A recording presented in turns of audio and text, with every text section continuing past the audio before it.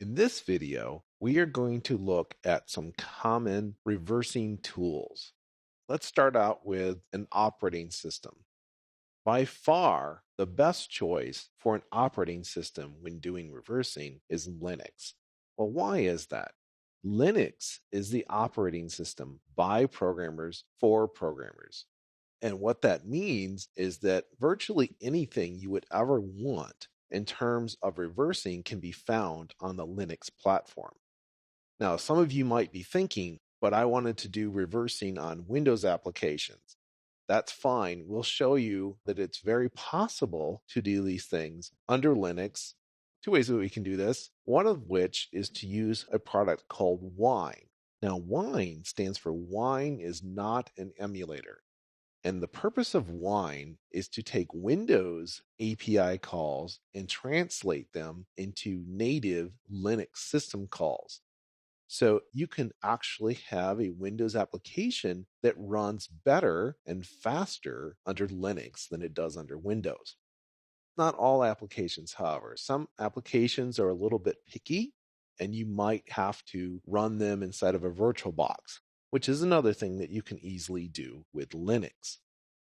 Now, in order to do reversing, one of the things that you're definitely going to need is a good debugger.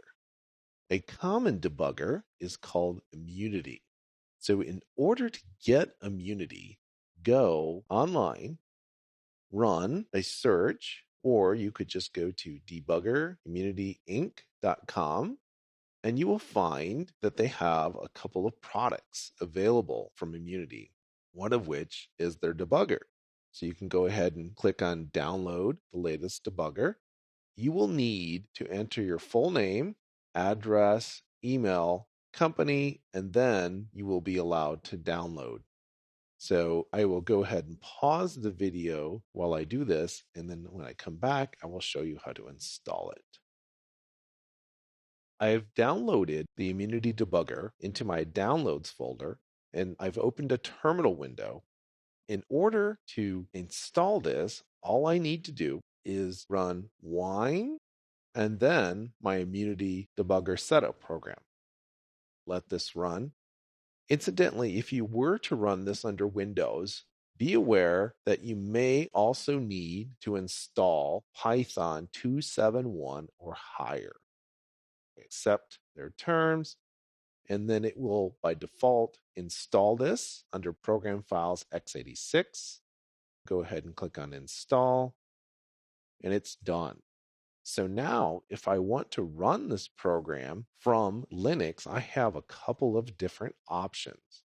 So let me go ahead and minimize this window. And now, if I go to my files and I look in my home directory, I want to go to the wine directory. Now, the wine directory will be preceded by a period, which is the default in Linux in order to hide a file or a directory. So you'll see it's not showing up for me here.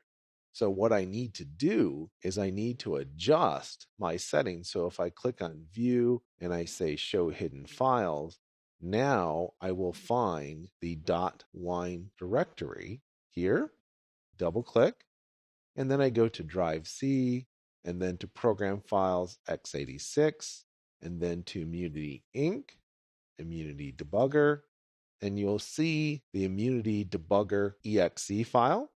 I can simply click on this in order to run it, but I might want a shortcut out on my desktop. So how do I create that shortcut?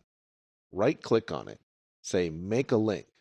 Now I have this link in that same folder. I just drag it out on my desktop. Simple as that. If I want to run Immunity, all I need to do is double click and it will run the Immunity Debugger. Here I have the Immunity Debugger, which is running. We'll go into the details of Immunity in future videos. For this video, just to show you what it looks like, I'm going to go ahead and open another debugger. And this debugger is called OllyDebug. Now, when you look at this, first of all, you're probably going to notice that the type is kind of small. We'll show you how to adjust that. But you'll see 4 basic windows. In this area here, you will see the disassembled code. And over here to the right, you will see various system registers. They're essentially high-speed memory areas in the CPU itself.